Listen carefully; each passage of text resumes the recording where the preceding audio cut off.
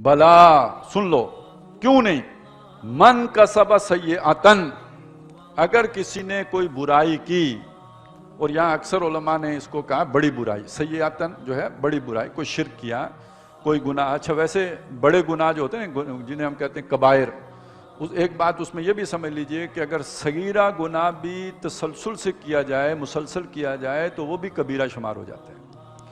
لہٰذا اس گناہ کے بارے میں جو شبیر احمد عثمانی رحمۃ اللہ علیہ نے لکھا ہے وہ یہ ہے کہ اس گناہ نے، چونکہ آگے آتا ہے نا احاطت بہی خطیئتہ، یعنی وہ پورے اس کے نظام فکر پر اس نے احاطہ کر لیا، اس کی سوچ پر وہ گناہ غالب آ گیا، جس کا دوسرا مطلب یہ ہے کہ اس نے اس کو جسٹیفائی کر لیا، اس کو فلاسفائز کر لیا، اس کا ایک ریشنل بنا لیا، اس کا عذر لنگ تراش لیا، اس کا ایک فلسفہ بنا لیا کہ یہ جائز ہے.